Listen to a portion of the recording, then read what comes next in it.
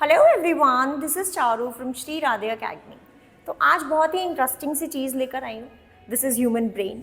आज हम इसको लेटरली, इसको हम लोग सेजिटल सेक्शन, इसका सब कुछ हम इसका पढ़ने वाले हैं। इसको मैं अच्छे से आपको एनालाइज करके बताऊंगी कि हमारे दिमाग में क्या क्या चीज़ें हैं, वो कैसे वर्क करता है। और ये जो हम इतना कुछ कहते हैं ना, बड़ी इंटेलिजेंट है, बड़ा इसमें दिमाग है, या जो भी है हमारा दिमाग, ये सब करता कैसे है, कैसे हमारी मेमोरी शार्प है, कैसे हमें एक्सप्रेशंस आते हैं, ये सारी ही चीज़ आज हम इस ब्रेन के द्वारा सीखेंगे। तो शुरू करते हैं, बहुत ही मज़ा आने वाला है। सबसे पहले हम इसके लोकेशन की बात करते हैं कि ये हमारा ब्रेन जो है वो लोकेट कहाँ पर करता है। ठीक है, तो हमारा ब्रेन जो है वो इनसाइड द स्कल है और हमारे स्पाइनल कॉर्ड के ऊपर है। ठीक है, हमारा ब्रेन कहाँ पर है? हमारे स्कल के अंदर। ये जो हमारा स्कल है ये हमारा इसके अंदर होता है और हमारी स्पाइनल कॉर्ड से ऊपर होता है। और ये बात सबको अच्छे से पता है कि हमारा स्कल और हमारा स्पाइनल कॉर्ड दोनों ही मिलकर क्या बनाता है? हमारा सेंट्रल नर्वस सिस्टम बनाता है। ठीक है, अगर नहीं भी पता था तो अब पता चल गया होगा। Now let's come to the protection. आपको पता है ये दिमाग हमारा इतना डेलिकेट चीज़ है कि इसको हमें बहुत ही ज़्यादा प्रोटेक्ट करके रखना पड़ता है। तभी हम लोग अगर कभी गिरते भी हैं या हमको ऐसा होता है कि हल्का सा भी हमारे सर पे कोई चोट आती है, हम लोग सब फटाफट से डॉक्टर के पास जाते हैं। वो लोग एक सीटी स्कैन वगैरह जो भी है वो करवाते हैं। क्यों? क्योंकि ये बहुत ही नाजुक चीज़ है, इसको प्रोटेक्शन बहुत चाहिए, जबकि हमें मिली भी हुई है। अब देखो क्या क्या प्रोटेक्शन मिली हुई है हमें। यहाँ पर सबसे पहले तो हमारा क्या होता है? स्कल होता है। ठीक है, स्कल के अंदर यानी कि स्कल के नीचे भी आपकी एक लेयर पाई जाती है जिसको हम क्या बोलते हैं? मेनिंजस। क्या बोलते हैं इसको? मेनिंजस लेयर पाई जाती है। एंड इवन उस लेयर के नीचे भी 3 लेयर पाई जाती हैं। ठीक है, जो कि हमारी कौन सी है? Dura mater, arachnoid mater and pia mater. फिर से मैं बता देती हूँ कि हमारा ब्रेन इतना डेलिकेट है, उसको प्रोटेक्शन के लिए बहुत ज़्यादा क्या चाहिए होता है? लेयर्स चाहिए होती हैं जिससे कि वो क्या रहे? अंदर सुरक्षित रहे। तो उसको प्रोटेक्ट करने के लिए सबसे पहले तो हमारे पास क्या है? स्कल है। स्कल के नीचे हमारा मेनिंजस नाम का एक लेयर पाया जाता है। उसी लेयर के अंदर हमारा क्या पाया जाता है? 3 लेयर और पाई जाती हैं जिसको हम बोलते हैं dura mater, arachnoid mater and pia mater. Right, अब ये जो अरेकनॉइड और पाई मैटर है, इसके बीच में हमें एक क्या मिलता है? फ्लूइड मिलता है। ठीक है, फ्लूइड क्या है? वो उसको एक्स्ट्रा प्रोटेक्शन देता है। और जो कि बिल्कुल, जो ये हमारा पाई मैटर है, ये बिल्कुल सटा हुआ होता है ब्रेन से।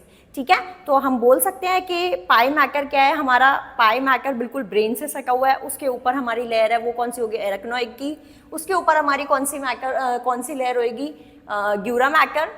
और उसके बाद फिर हमारा क्या होता है? स्कल होता है। तब जाकर हमारा ब्रेन क्या है? सुरक्षित है। आ रहा है आपको समझ में कि हमारे ब्रेन को कितना सेफ्टी से अंदर रखा हुआ है कि ये एकदम अच्छे से काम कर सके, इसको कोई नुकसान ना पहुंचे। And this fluid is very important. इसको हम बोलते हैं सेरेब्रो स्पाइनल फ्लूइड, जो किसके अंदर पाया जाता है? हमारा एरेक्नॉइड और पाई मैटर के बीच में पाया जाता है। And it gives extra protection to the brain. Understood? चलो भाई, ये तो हो गया लोकेशन, प्रोटेक्शन। अब हम लोग बात करते हैं इसके मास की। तो जो हमारा ब्रेन है वो हमारी बॉडी के अप्रॉक्स 2% होता है इसका मास। जैसे अगर मैं बात करती हूँ एक मेल और फीमेल की, तो एक फीमेल में जो है वो कितना होता है? 1.2 kg। ठीक है, और एक मेल में कितना होता है? 1.4 kg। मतलब हम बोल सकते हैं कि थोड़ा सा शायद से मेल में ज़्यादा होता है, बट पता नहीं, हो सकता है, नहीं भी हो सकता है।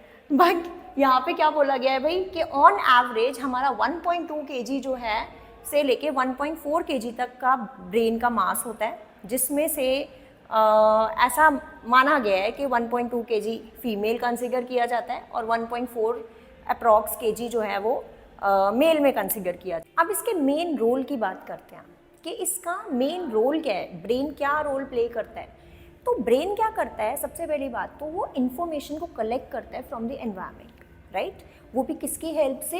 With the help of sensory neurons की हेल्प से। क्या करता है ब्रेन? इंफॉर्मेशन कलेक्ट करता है किससे? सेंसरी न्यूरॉन की हेल्प से फ्रॉम द एनवायरनमेंट। ओके फिर ये बोलते हैं इन आर आईज, हमारी आँखों में जो है कौन सा होता है, हमारी आँखों में, हमारे स्किन में बहुत सारे सेंसरी न्यूरॉन्स पाए जाते हैं। आँखों में तो आपको पता ही है सेंसिटिव सेल्स पाए जाते हैं, जो कि क्या करती है, आँखों में जो हमारी आईज़ हैं वो क्या करती है, लाइट को डिटेक्ट करती है, ठीक है, और वही इंफॉर्मेशन जो भी वो देखती है वो क्या करती है, सीधा कहाँ पे पहुँचाती है, ब्रेन के पास पहुँचाती है। तो यही लिखा हुआ है that in our eyes we have sensitive neurons, हमारी आँखों में सेंसिटिव न्यूरॉन्स पाए जाते हैं, एंड दैट सेंस लाइट्स, जो लाइट को सेंस करती है, and then passes to the brain, वो ब्रेन तक उसको पहुंचा देती है, ठीक है। फिर बात आती है हमारी स्किन के अंदर टच सेंसिटिव सेल्स पाए जाते हैं, न्यूरॉन्स पाए जाते हैं, ठीक है। We have touch sensitive neurons, हमारे पास हीट न्यूरॉन्स पाए जाते हैं, हीट सेंसिटिव न्यूरॉन्स पाए जाते हैं, और ये सारे ही क्या करते हैं, इंफॉर्मेशन को कलेक्ट करते हैं फ्रॉम द एनवायरनमेंट और सीधा ब्रेन के पास क्या कर देते हैं, उसको पास कर देते हैं, ठीक है। जैसे ही ब्रेन ने क्या किया, रिसीव किया सारा इन्फॉर्मेशन, रिसीव करने के बाद वो क्या करेगा, उसको प्रोसेसिंग में लाएगा, क्योंकि कभी भी कोई भी चीज़ जब एंकर करती है कहीं पर भी, it's not only about brain, कहीं पर भी कोई भी चीज़ एंकर करती है तो उसको थोड़ा सा स्टेबल होने के लिए, है ना, प्रोसेसिंग में होती है, वो क्यों कहाँ बैठे या क्या करे। तो ऐसे ही ब्रेन में ही सारा इन्फॉर्मेशन लिया, फिर वो ब्रेन क्या करता है, उसको प्रोसेस करता है, उसको एनालाइज करता है क्या क्या इन्फॉर्मेशन आया है, एंड आफ्टर दैट वो उस पर एक्ट करता है, एक्शन लेता है। एक्शन यानी कि वो सोचता है, वो डिसाइड करता है कि अब इस इन्फॉर्मेशन का वो आगे क्या करे, ठीक है। जितना भी ये जो न्यूरॉन्स थे, इन लोगों ने क्या किया, न्यूरॉन्स ने क्या किया, सारा इन्फॉर्मेशन कलेक्ट करके ब्रेन को दिया, ब्रेन ने प्रोसेस किया, प्रोसेस के बाद उसने क्या किया भाई, रिसीव के बाद उसने प्रोसेस किया, प्रोसेस के बाद उसने सोचा कि अब मैं इस इन्फॉर्मेशन को क्या करूँ, तो वो वही सारी इन्फॉर्मेशन वापस भेजता है अलग अलग पार्ट्स में, बॉडी के अलग अलग पार्ट्स में। लाइक अगर हमें धूप तेज़ लग रही है तो मुझे पता है कि मेरी आंखों को ऐसे होना है जिससे कि क्या है, मुझे धूप ना लगे, है ना, या मैं एकदम से अपने हैंड को ऊपर करूँगी तो वो हैंड ऊपर हो रहा है तो वो उसको सिग्नल देगा ब्रेन कि भाई धूप लग रही है, तो आपको अपना हैंड जो है ऊपर करना है, अपने कवर करना है आपको अपने फेस को। तो वो इन्फॉर्मेशन कौन डिसाइड कर रहा है, कौन दे रहा है, ब्रेन दे रहा है। तो ये सब डिसाइड होता है जब वो प्रोसेसिंग में होता है, उसके बाद वो एक्ट करता है कि उसको ठीक है भाई एक्शन लेना है, तो वो वही सारी इन्फॉर्मेशन सारे अलग अलग डिफरेंट बॉडी पार्ट्स में पहुंचा देता है, जिस भी हिसाब से उसको इन्फॉर्मेशन मिली हुई होती है वो भी। लेकिन उसके लिए भी एक न्यूरॉन है जो वो ये ट्रांसफ़र करेगा सारे अपने एक्शन को अलग अलग डिफरेंट बॉडी पार्ट्स में, तो उसके लिए भी एक मोटर न्यूरॉन पाया जाता है।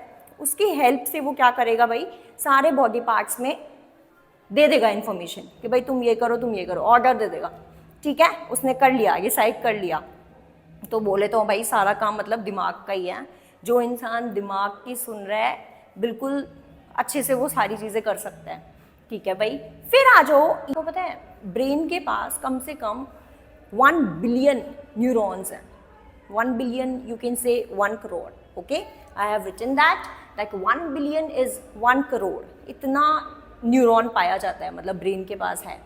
आप बोल सकते हैं अप्रॉक्सीमेटली 80 to 100 जो बिलियन है वो न्यूरॉन पाया जाता है हमारे उसमें ब्रेन, मतलब पूरा बॉडी उसमें स्ट्रक्चर में। एंड यू नो दैट कि हर एक न्यूरॉन जो है वो कनेक्टेड है एक दूसरे से, इतना ज़्यादा एक दूसरे के साथ ये कनेक्टेड हैं ये सारे न्यूरॉन। इन्होंने इतना एक डेंस क्या बनाया हुआ है, एक ह्यूज नेटवर्क बनाया हुआ है जिसे हम न्यूरल नेटवर्क बोलते हैं।